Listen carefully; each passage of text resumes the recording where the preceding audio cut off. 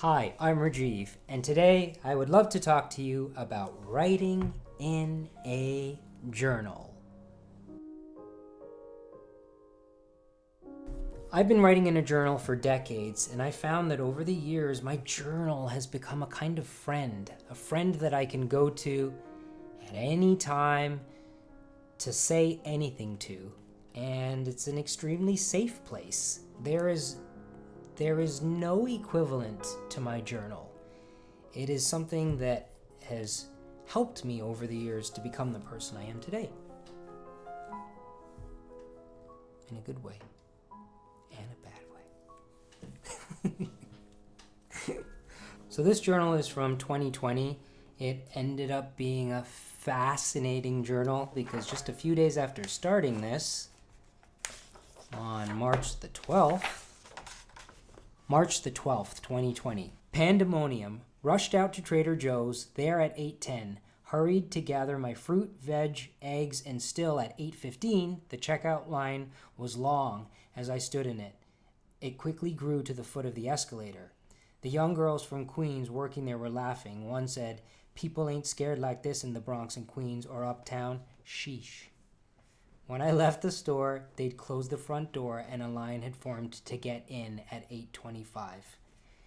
That was the very beginning of the pandemic, and I recorded every single day in this journal. And looking back, it's kind of hard to believe what happened, but it's in here. So let's turn to May the 5th, 2020, which is this very day a few years ago. 3 years ago to the day. May the 5th, 2020. Started working on my modern love submission again. I was submitting something to the New York Times. Haven't looked at it since December, but was now motivated. I'm happy with the beginning of the last draft. I'm having trouble summing up the arc in 1,700 words, but also staying on track. Well, I'm motivated, so that's a sign it's maybe going to work. My new leather guitar strap arrived today. Beautiful, but way too long. I'll have to amend it. May the 5th, 2020. This journal from quite a long time ago. Let's turn to May the 5th in this year. May the 5th, 2004. 19 years ago.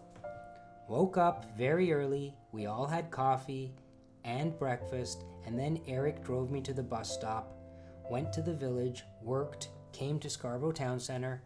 Akka said that my picture is in this month's People magazine. It was from Mean Girls. Ma picked us up and drove us home, stayed in something. With Uncle Joe's, I can't read what I wrote, friend's daughter. I am thankful for the success of the movie. Oh, this is when I was writing what I was thankful for every day. So just a little entry, but fascinating to read what I had written in my journal 19 years ago. So the last thing I want to read you is the thing that was printed in these journals. I would get this journal every year from a wonderful store in Toronto called Lee Valley Tools. And it was a journal called the Everyman's Journal. And at the opening of the journal, it says, "A timeless record. What you record in this book may not seem significant to you when you record it, but it will be of interest later, particularly to other generations. For this reason, the journal has been made with top-grade acid-free paper. The pages will not yellow or deteriorate with the passing of time, neither will the thousands of openings loosen the pages. They are sewn in place. Protected from those two great enemies of paper, fire and water, this journal will last not just for decades, but for centuries." So I think that sums it up so well. What you write down in here might not seem important when you're writing it down, but it's later that it becomes really something special. Maybe not even to you, maybe for your kids or your grandkids. And I just think that this practice of writing in a journal is a it's just a wonderful form of therapy.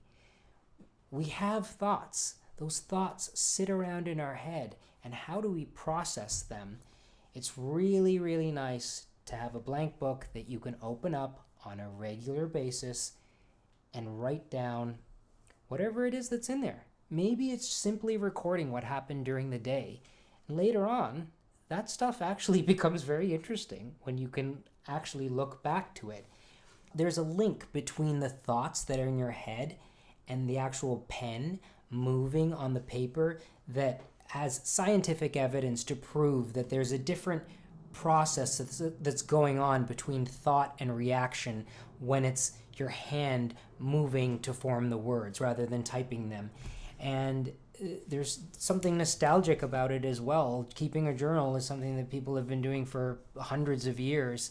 The fact that it now seems archaic is partially why I still love doing it. I've had many different types of journals over the years. This, as I said, this paper journal was a journal that I bought, I think, for 10 years. Every year I would buy a new one of these, so I have about 10 of these filled. More recently, I started keeping my journal in these leather-bound journals, and I have about 15 of these filled up. That one's from 2020. This one's from 2022. My latest journal is another leather-bound journal, a smaller version, because I was finding these a little too cumbersome to carry around in a small bag. But I've realized from years and years of writing in different journals, I love a leather journal. It starts to get a patina over the cover the more and more you use it.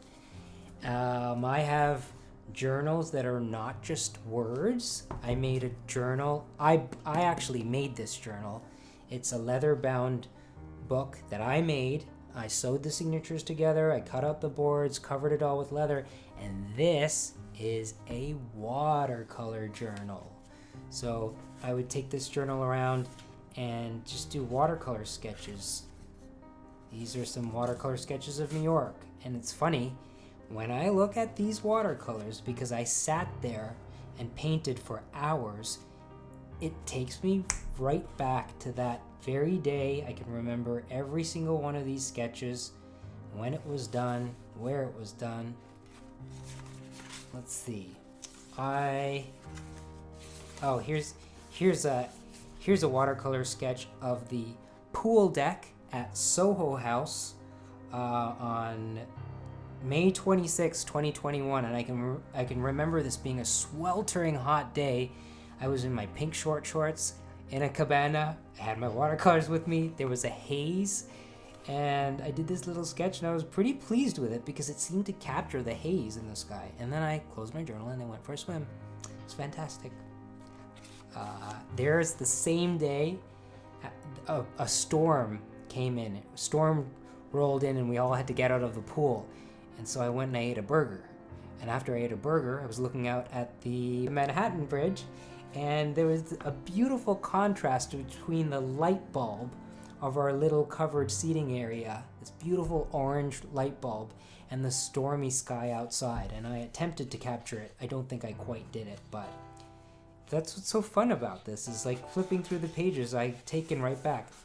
The West Village, Charles Street, nice little architectural studies. I got a lot of watercolors of Charles Street on here. One of my favorite coffee shops is on Charles Street. But my all-time favorite, so here's some roses at a hotel in Hudson, New York. The fountain at the hotel in Hudson, New York. My bedroom at the hotel in Hudson, New York. This is my favorite. It was two townhouses on the Upper East Side, and this was one of those sketches that didn't take a long time to do. I kind of did it very quickly, but I felt like I captured something from that day. So, if you are inspired to do this, to start a journal, and you've never done it before, this is what you do. You go out and you actually shop for a journal. find a stationery store, find a bookstore that has a selection of journals, and pick up each one and open it up. Decide if you want to have a journal that has lines in it or if you want a blank journal. Here is a beautiful, very little notebook, leather notebook with my initials on it, from Leathersmith of London, one of my favorite places to get notebooks. And this is a little blank notebook. I use these as sketchbooks. In this box, I have a backup of the journal that I'm currently using.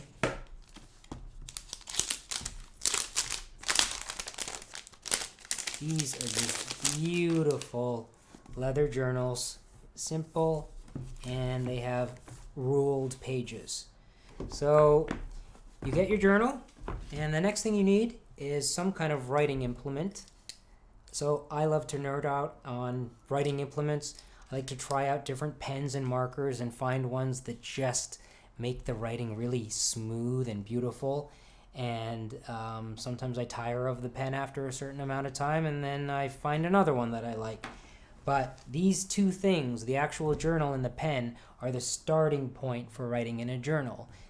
Now, once you have your journal and your writing implement, you have to do the important part of this process, which is actually writing in the journal.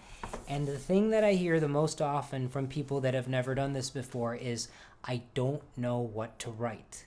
Like, I have my journal and I go to sit down to write in it and I don't know what to write. So what I say is, just start writing. If you say, I don't know what to write that on the page. Write the date. Write down, this is my first journal. I've never had a journal before. I feel weird. I don't know what to write in here. And another thought will come in your head. I guarantee to you another thought will come in your head after you think, I don't know what to write. Write that thought down. I don't know what to write, and yet I'm writing this. Write that down. Or, I don't know what to write, I feel really dumb. Write that down. Nothing that you could possibly write is wrong or bad. And once you start, it's kind of magical how it actually starts to just work. The next day, when you sit down at your journal again, you might think the very same thing. I don't know what to write. Write that down. I don't know what to write again. But I guarantee that if you actually write that down and your hand's moving, your hand is connecting to what's happening in here. So whatever is happening in here should go down on the page.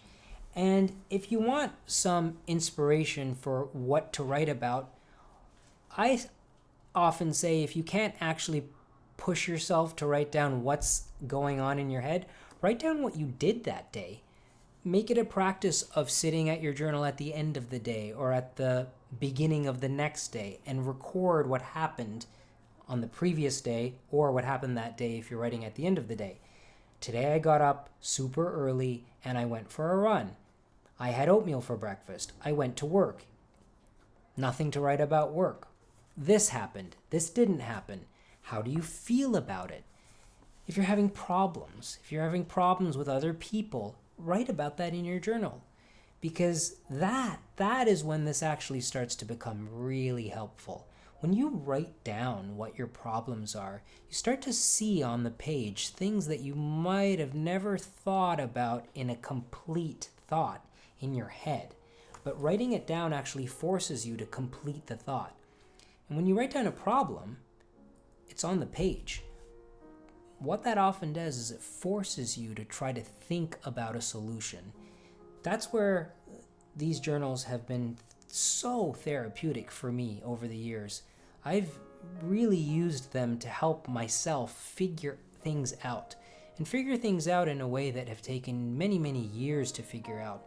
Some of the very big issues in my life are not things that I've figured out in a day or a week or a year. Some of the things in my life have taken 10 years to figure out, and I've been writing in these journals for decades.